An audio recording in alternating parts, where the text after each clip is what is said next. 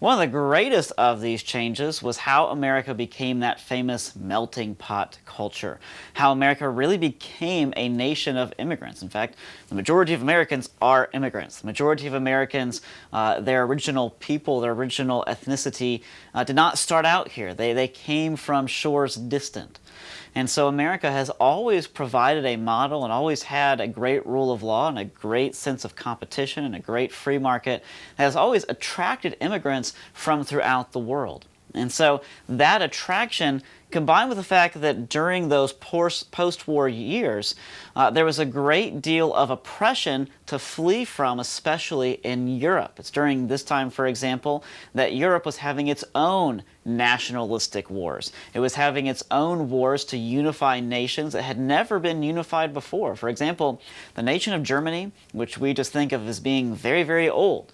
The German peoples are old. Those German states have been around for millennia.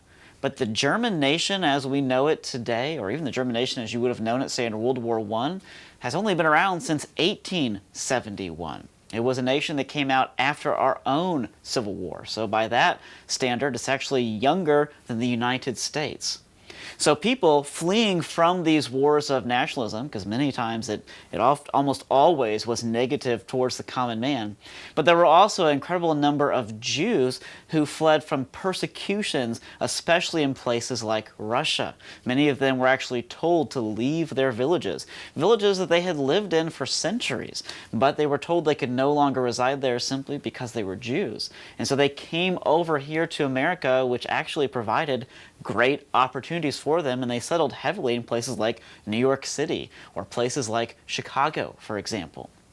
Well, even so, the population boomed during this time. In the year 1861, for example, there were 31 million people living in the United States. But by the year 1900, just about 40 years later, that population more than doubled to 75 million. That is an incredible influx. That is an incredible amount of immigration, or of immigrants, I should say. And by 1914, that trend had continued to 100 million. Now, the first wave of this, those people that largely came prior to the Civil War, usually came from places like England or places like Ireland, for example. But after the Civil War, the second wave of immigrants largely came from the Germanys, from those various German states where they were fleeing that war of German unification, which was finished by 1871. Or they came from places like the Scandinavian states looking for new opportunities. These largely were the ones who settled in the Midwest and among the various plain states. But by 1890, all the way up until World War I, and even afterwards as well, there was a third wave of immigrants who largely came from Eastern and Southern Europe. So these were the Italians, these were the Greeks, these were people from Romania, from the various Slovak nations, these were people from Poland especially, or those Jews who I mentioned just a few moments ago. Still, all of these peoples came over here.